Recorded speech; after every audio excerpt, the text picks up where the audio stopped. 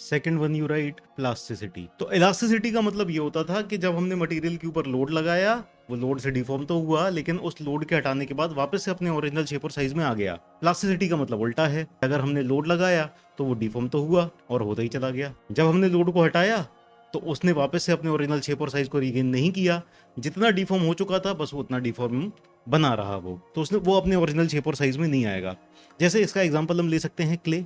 The characteristics of a material by virtue of which it undergoes inelastic strain which cannot be recovered on removal of load is called plasticity। Example, बहुत अच्छा example है clay. तो यहाँ पर जैसा कि आप देख सकते हो कि ये क्ले है और क्ले के ऊपर अगर हमने लोड लगा दिया तो जिस तरह से जैसा डिफॉर्म हो गया क्ले वैसा का वैसा डिफॉर्म बना रहता है, ये अपने वापस से ओरिजिनल शेप और साइज में नहीं आता। क्ले की इस प्रॉपर्टी को यूज करके ही हम क्ले के कई सारे बर्तन बना सकते हैं, क्ले का ग्लास, क्ले की मटकी, क्योंकि इट विल नॉट रिकवर। जैसा हमने मोल्ड कर दिया, जिस तरह से उसको बना दिया वैसा का वैसा वो बना रह जाएगा। अब हम आगे चलते हैं थर्ड प्रॉपर्टी पे, दैट इज डक्टिलिटी। डक्टिलिटी का मतलब होता है कि हम टेंशन के थ्रू, टेंशन अप्लाई करके किसी मटेरियल को जितना ज्यादा प्लास्टिक डिफॉर्म कर सकते हैं वो मटेरियल उतना ज्यादा डक्टाइल हो जाएगा। या फिर कई जगह इसको ऐसे भी लिखा जाता है कि किसी मटेरियल को स्ट्रेच करके आपने थिन वायर्स के फॉर्म में ड्रॉ कर दिया, that is also correct. So ductility की डेफिनेशन लिख लेते हैं, write down. It is a measure of the amount by which a material can be drawn out in tension before it fractures. तो अगर मैं आपको दो स्ट्रेस स्ट्रेन कर्व बताऊं और आपसे पूछूं कौन सा ज्यादा डक्टाइल है कौन सा कम डक्टाइल है, तो यहाँ पर दो मटेरियल्स के स्ट्रेस स्ट्रेन कर्व में बना रहा हूँ, तो देखने में दोनों ही डक्टाइल लग रहे हैं। ये रही इसकी और ये रही इस मटेरियल की प्लास्टिक रेंज। तो डेफिनेटली हम देख के तो कह सकते हैं कि second one is more ductile, ये ज्यादा डक्टाइल हो गया, and this is less ductile. तो ये तो दो मटेरियल के आपस में कंपैरिजन की बात आ गई कि जिसका प्लास्टिक डिफॉर्मेशन रेंज ज्यादा वो ज्यादा डक्टाइल और जिसका प्लास्टिक डिफॉर्मेशन रेंज कम है वो कम डक्टाइल हो गया।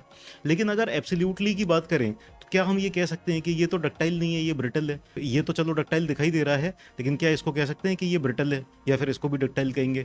तो कितनी डक्टिलिटी या कितना प्लास्टिक डिफॉर्मेशन रेंज हो तब हम उसको डक्टाइल कहेंगे, और कितनी प्लास्टिक डिफॉर्मेशन रेंज से कम हो तो उसको ब्रिटल कहने लग जाएंगे।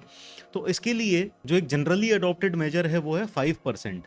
अगर प्लास्टिक डिफॉर्मेशन रेंज 5% से ज्यादा है तो हम उसको नॉर्मली बोल देते हैं कि ये डक्टाइल है, और 5% से कम है तो नॉर्मली उसको जनरली उसको डक्टाइल नहीं माना जाता है। ये वाला पॉइंट भी हम मेंशन करके लिख लेते हैं, write down. In a ductile material post elastic strain is greater than 5%, is greater than 5%। Fourth one malleability। So malleability की पहले डेफिनेशन लिखते हैं फिर इसको समझाएंगे, write down. It is the ability of a material to be deformed और spread in different directions. This is usually caused by compressive forces during rolling, pressing और hammering action. चलिए तो इसको समझते हैं। तो जैसे डक्टिलिटी था कि हमने टेंशन लगाया और ये मटेरियल परमानेंटली डिफॉर्म होता चला गया टेंशन में, तो जितना ज़्यादा फ्रैक्चर से पहले जितना ज़्यादा डिफॉर्म हो जाएगा उतना ज़्यादा डक्टाइल है। मेलिएबल सेम चीज़ है लेकिन कंप्रेशन में। तो अगर इस मटेरियल के ऊपर हमने कंप्रेशन अप्लाई किया और ये कंप्रेशन में परमानेंटली डिफॉर्म हो गया फ्रैक्चर से पहले, मतलब जितना ज्यादा डिफॉर्म हो गया उतना ज्यादा ये मेलिएबल हो गया। तो malleability is like ductility but in compression. तो कंप्रेसिव फोर्सेस अप्लाई करेंगे जैसे कि रोलिंग, प्रेसिंग या फिर हैमरिंग। तो जैसे आप ये देख सकते हो दो रोलर्स के बीच में ये मटेरियल पास हो रहा है और ये कंप्रेसिव फोर्स अप्लाई कर रहे हैं जिसकी वजह से ये ज्यादा फ्लैट होता जा रहा है, ठीक है। So this is rolling action, rolling में हो सकता है, या फिर इस तरह से हैमरिंग करके, जब आपने मटेरियल को हैमर कर करके उसको फ्लैट कर दिया तो कंप्रेशन लोडिंग आई, या फिर किसी कंप्रेशन मशीन में प्रेस करके इसको चपटा बना दिया, फ्लैट कर दिया। तो मेलिएबिलिटी क्या हो गई है? कंप्रेशन लोडिंग में ये मटेरियल जितना ज्यादा फ्लैट किया जा सकता है, that is called as malleability. अब हम नेक्स्ट प्रॉपर्टी पे चलते हैं, that is creep. So fifth one you write creep. Now अभी तक हम जिस तरह की लोडिंग की बात कर रहे थे वो थी instantaneous loading. Instantaneous in the sense कि जिस वक्त आपने लोडिंग लगाई उस वक्त एलोंगेशन हो गया, इलास्टिक रीजन के अंदर आपने लोडिंग लगाई तो इलास्टिक डिफॉर्मेशन हुआ या इलास्टिक स्ट्रेन्स आए, और आपने लोडिंग को बढ़ा के प्लास्टिक रीजन तक ले गए तो प्लास्टिक डिफॉर्मेशन भी आ गए। तो ये था इंस्टेंटेनियस लोडिंग, यानी तुरंत की तुरंत आपने लोडिंग अप्लाई की और तुरंत की तुरंत आपको इफेक्ट दिखाई दे गया। अब क्रीप के अंदर क्या होता है, हम लॉन्ग टर्म लोडिंग की बात करते हैं। तो क्रीप डिफॉर्मेशन क्या है, जैसे फॉर एग्जाम्पल कि मैंने इस मटेरियल के ऊपर लोड अप्लाई किया, लोड है इलास्टिक लिमिट के अंदर ही, तो लोड अप्लाई करते ही क्या हुआ, इलास्टिक डिफॉर्मेशन आ जाएगा। जैसे एग्जाम्पल के लिए सपोज ये एक बार था, इसके ऊपर मैंने कोई एक टेंसाइल लोड लगा दिया, पी फोर्स लगा दी। ना पी फोर्स की वजह से जैसे ही मैंने ये पी फोर्स लगाई, इसका कुछ ना कुछ इलास्टिक डिफॉर्मेशन होगा, तो ये इलास्टिकली इसकी लेंथ इतनी बढ़ गई, this is the elastic strain. ये इतना इलास्टिक स्ट्रेन आ गया क्योंकि हमने अभी लोड इलास्टिक लिमिट के अंदर ही लगाया है, तो ये इलास्टिक स्ट्रेन है। अब क्रीप क्या होता है, क्रीप को कंफ्यूज मत कर देना शॉर्ट टर्म से, ठीक है, क्रीप है लॉन्ग टर्म।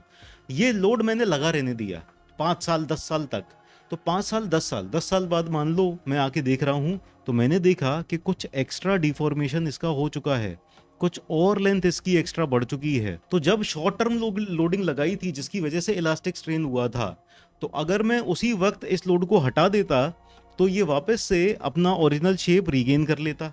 लेकिन मैंने क्या किया, इस लोड को लगा रहने दिया 10 साल तक, तो इलास्टिक स्ट्रेन जितना हो चुका था या इलास्टिक डिफॉर्मेशन जितना हो चुका था, उसके ओवर एंड अबव जो एक्स्ट्रा डिफॉर्मेशन हुआ है अभी, ये वाला जो डिफॉर्मेशन है इसे कहेंगे हम क्रीप स्ट्रेन या क्रीप डिफॉर्मेशन, और ये होता है प्लास्टिक डिफॉर्मेशन, और ये आया है लॉन्ग टर्म लोडिंग की वजह से, और ये आया है इलास्टिक रेंज के अंदर ही लोड लगाया तब। अगर शॉर्ट टर्म लोड होता है, देखो ध्यान से सुनना, कंफ्यूज हो जाते हैं बच्चे, इसीलिए मैं थोड़ा सा डिटेल में बता रहा हूँ।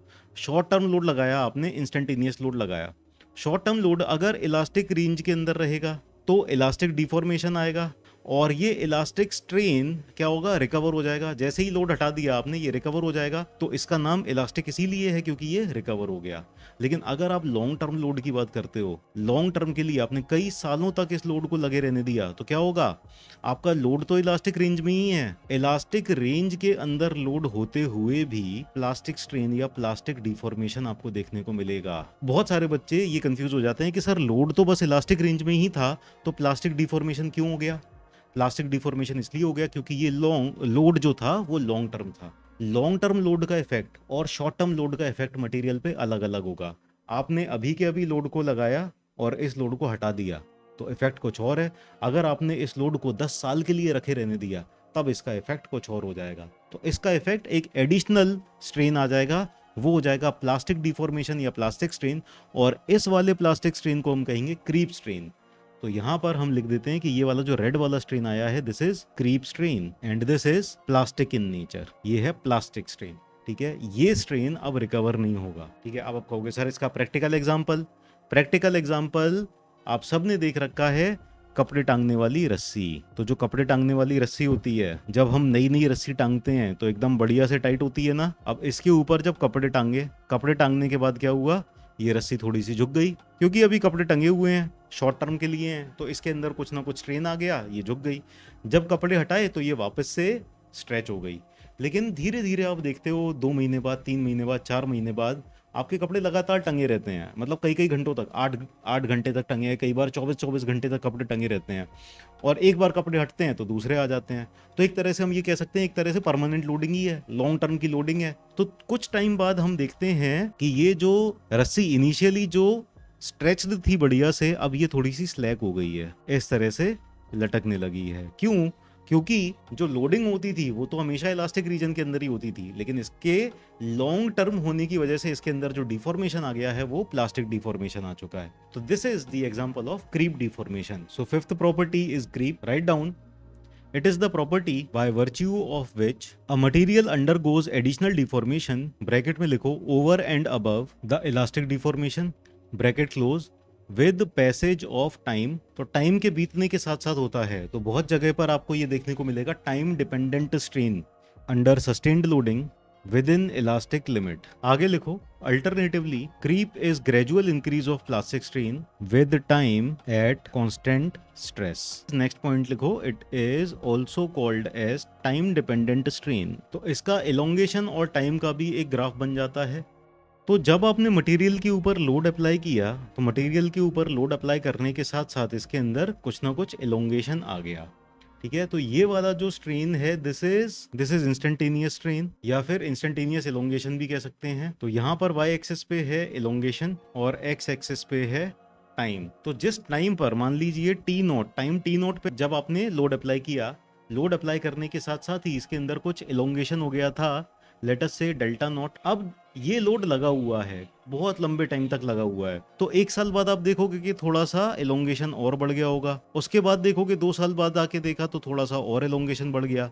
3 साल बाद देखोगे तो एलोंगेशन और बढ़ चुका है। तो धीरे धीरे करते हुए टाइम बढ़ने के साथ साथ एलोंगेशन बढ़ता जा रहा है, बढ़ता जा रहा है, बढ़ता जा रहा है, और फिर एक लिमिट पर आके एलोंगेशन कांस्टेंट हो जाएगा। अब जितना भी टाइम बढ़ता रहे एलोंगेशन नहीं बढ़ेगा, it will remain constant like this. तो क्रीप की वजह से इस तरह से टाइम डिपेंडेंट स्ट्रेन मटेरियल के अंदर आ जाता है।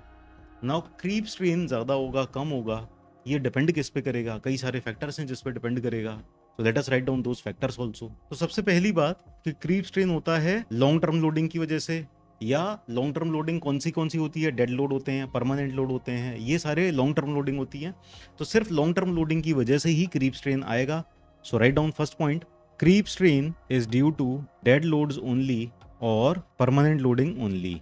Next point, in the initial portion creep rate is high but slows down with passage of time. तो आप यहाँ पर देख सकते हो कि शुरुआत में जो क्रीप की रेट है वो ज़्यादा हाई है, क्योंकि स्लोप आप देख सकते हो ज़्यादा है। धीरे धीरे जैसे जैसे टाइम बीतता जाएगा तो क्रीप की जो रेट है, जिस स्पीड से क्रीप स्ट्रेन बढ़ रहा है, वो स्पीड कम होती जा रही है।